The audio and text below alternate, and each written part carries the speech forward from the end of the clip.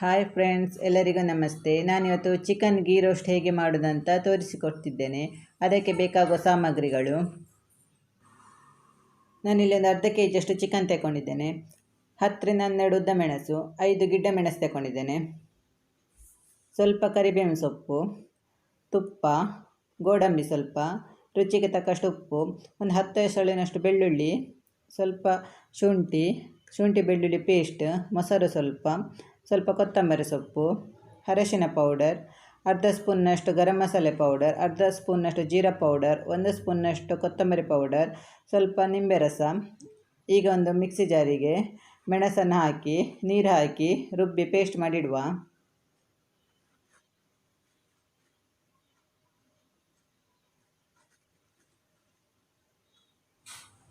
ಈಗ ಗ್ಯಾಸನ್ನು ಹೊತ್ತಿಸಿ ಒಂದು ಪ್ಯಾನನ್ನು ಬಿಸಿಗಿಟ್ಟಿದ್ದೇನೆ.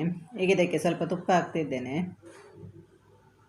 ತುಪ್ಪ ಸ್ವಲ್ಪ ಬಿಸಿಯಾದ ನಂತರ ಸಣ್ಣಗೆ ಕಟ್ ಮಾಡಿದ ಬೆಳ್ಳುಳ್ಳಿ ಮತ್ತು ಶುಂಠಿಯನ್ನು ಹಾಕ್ತಿದ್ದೇನೆ. ಈಗ ಇದನ್ನು ಸ್ವಲ್ಪ ಫ್ರೈ ಮಾಡಿ, ಈಗ ಇದಕ್ಕೆ ಗೋಡಂಬಿ, ಸ್ವಲ್ಪ ಕರಿಬೇವಿನ ಸೊಪ್ಪು,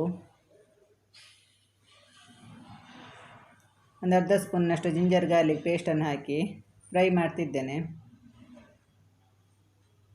ಈಗ ಇದಕ್ಕೆ ರುಬ್ಬಿದ ಮೆಣಸಿನ ಪೇಸ್ಟನ್ನು ಹಾಕ್ತಿದ್ದೇನೆ. ಈಗ ಇದನ್ನು ಚೆನ್ನಾಗಿ ಫ್ರೈ ಮಾಡಬೇಕು. ಇದರ ಹಸಿ ವಾಸನೆ ಹೋಗುವವರೆಗೆ ತುಪ್ಪದಲ್ಲಿ ಚೆನ್ನಾಗಿ ಫ್ರೈ ಮಾಡಬೇಕು. ಚೆನ್ನಾಗಿ ಫ್ರೈ ಆದ ನಂತರ ಈಗ ಇದಕ್ಕೆ ಚಿಕನನ್ನು ಹಾಕ್ತಿದ್ದೇನೆ.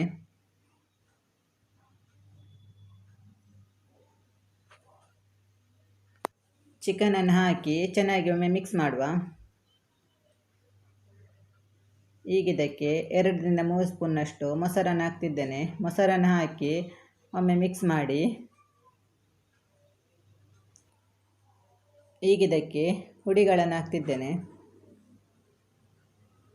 ಹುಡಿಗಳನ್ನು ಹಾಕಿ ಒಮ್ಮೆ ಚೆನ್ನಾಗಿ ಮಿಕ್ಸ್ ಮಾಡಿ, ಈಗ ಇದಕ್ಕೆ ರುಚಿಗೆ ತಕ್ಕಷ್ಟು ಉಪ್ಪು, ಸ್ವಲ್ಪ ನೀರನ್ನು ಹಾಕ್ತಿದ್ದೇನೆ.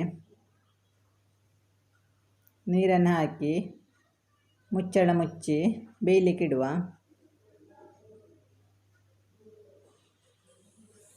ಈಗ ಚಿಕನ್ ಚೆನ್ನಾಗಿ ಬೆಂದಿದೆ. ಈಗ ಇದನ್ನು ಮಿಕ್ಸ್ ಮಾಡಿ,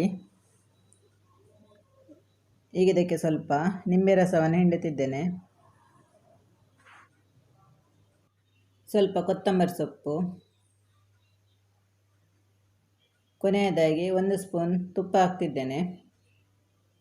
ಚಿಕನ್ ಗೀ ರೋಸ್ಟ್ ರೆಡಿಯಾಗಿದೆ. ಈಗ ಇದನ್ನು ಸರ್ವ್ ಮಾಡ್ತಿದ್ದೇನೆ.